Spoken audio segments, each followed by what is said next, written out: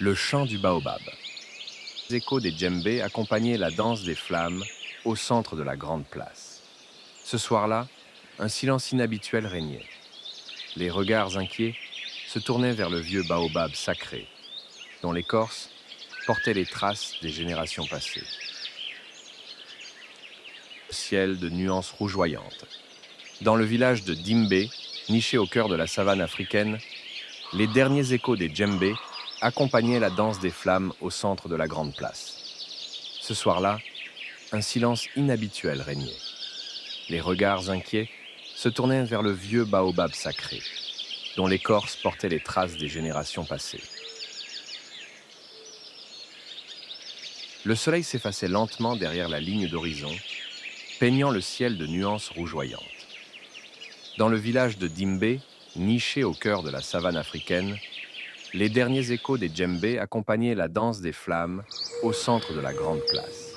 Ce soir-là, un silence inhabituel régnait. Les regards inquiets se tournaient vers le vieux baobab sacré, dont l'écorce portait les traces des générations passées. Depuis 3 nuits, une étrange mélodie s'élevait du vieil arbre au milieu de la nuit. Un chant doux, triste, semblant venir des entrailles même du baobab. Certains disaient que c'était l'esprit des ancêtres qui pleurait, d'autres murmuraient qu'un malheur s'abattait sur le village.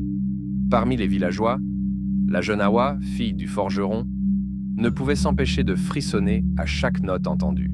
Curieuse et intrépide, Awa décida d'élucider ce mystère. Son père Moussa, un homme rigide et peu enclin, Awa recula, terrifiée. Mais au lieu de fuir, elle prit une grande inspiration. « Qui es-tu » demanda-t-elle en chuchotant. Un frémissement parcourut l'arbre, et l'air devint plus lourd. Une vision surgit devant ses yeux. Une femme en pleurs, enchaînée aux racines du baobab. Le lendemain, Awa se confia à son grand-père. Baba Touré pâlit en l'écoutant. Il la prit à part et lui raconta une histoire que peu connaissaient. Il y a longtemps, une femme nommée Niaré vivait ici. Elle était guérisseuse, mais aussi une femme d'une beauté envoûtante. Un jour, elle tomba amoureuse d'un homme promis à une autre. Déterminée, Awa réunit les sages et leur raconta sa vision. Certains riaient, d'autres s'indignaient. Mais Baba Touré, lui, se leva et déclara : « Nous avons commis une faute. Un esprit ne peut trouver la paix sans justice. Nous devons accomplir le rituel du pardon. » Un vent doux balaya la place.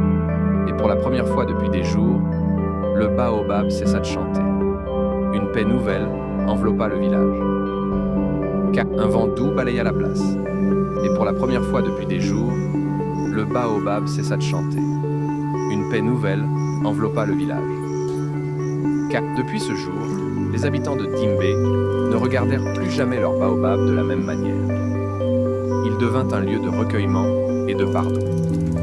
Quant à Awa, elle grandit avec la certitude qu'il faut parfois affronter les... Le village avait appris une leçon précieuse. Le vrai malheur n'est pas dans les esprits errants, mais dans l'injustice.